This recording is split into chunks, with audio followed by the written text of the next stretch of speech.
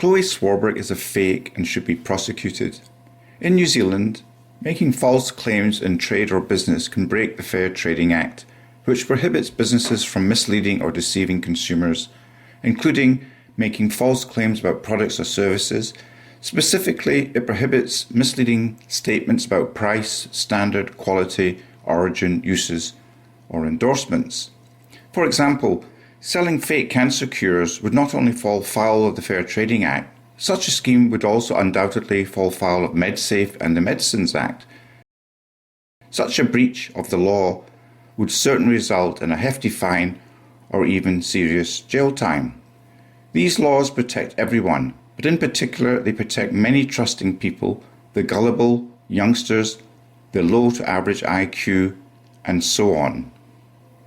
So, in a similar vein, why has the Green Party leader Chlöe Swarbrick not been prosecuted for making outlandish and misleading claims in Parliament, especially regarding promoting the Green Party's climate change propaganda, which at a minimum is grossly misleading? Swarbrick is well aware that a lot of young impressionable social media followers, including many gullible and low to average IQ members of the public, watch and listen to her questions and speeches in Parliament. Swarbrick deliberately takes advantage of the weak and vulnerable when she attempts to sell her climate change fraud via questions and speeches, all for the handsome price of receiving an exorbitant $200,000 a year taxpayer-funded salary plus a $100,000 a year tax-free expense package. This is exactly the same type of crime as someone selling a fake cancer cure, and she should be prosecuted. Listen to the following brief video clip. Chlöe Swarbrick. Does the Prime Minister accept that any government policy decision which increases emissions directly increases the frequency and severity of extreme weather events, like the historic flooding seen in Nelson, Tasman region? Does increasing climate-changing emissions increase the frequency and severity of climate change-charged weather events? If government policies increase emissions and therefore the threat of extreme weather events, which require billions of dollars to clean up, as well as disrupting food systems, upending lives and livelihoods, will that increase or decrease the cost of living for New Zealanders?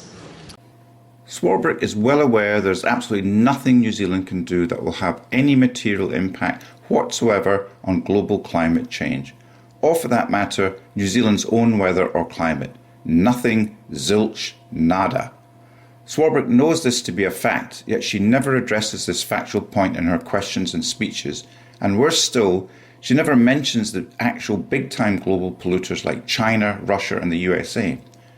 Why do you think that is? Because Swarbrick, like most other Green MPs around the world, are nothing more than con-job scam artists. They are in the business of politics, not for you or the planet, but to line their pockets with easy-come, highly paid MPs' salaries. The Greens do, however, rely heavily on an abundance of low IQ, gullible and younger people listening to them, and that, by the way, is also the major reason why the Greens want to lower the voting age.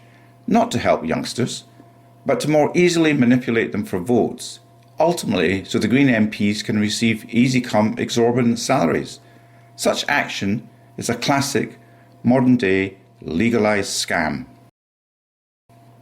Chlöe Swarbrick is publicly scamming the young, the gullible and the below-average IQ by falsely implying that Kiwis can actually modify climate change to minimise the impact of devastating weather, flooding, storms, etc., by simply reducing fossil fuel usage and switching to 100% clean, green, renewable energy. Just drive electric cars and the devastating storms will simply disappear. This, of course, is total, utter rubbish, and Swarbrick knows this. In a nutshell, Chlöe Swarbrick sells false and misleading climate change propaganda claims in exchange for an easy-come, exorbitant taxpayer-funded salary and expense package. She deliberately deceives the public by scamming them into believing that if she's elected again, then she'll be able to do something about the impact of extreme weather events caused by climate change. I have a cure for cancer, I have a cure for climate change. Chlöe Swarbrick is a con artist scamming fake and should be prosecuted. Thank you for listening. WhangāreiTim.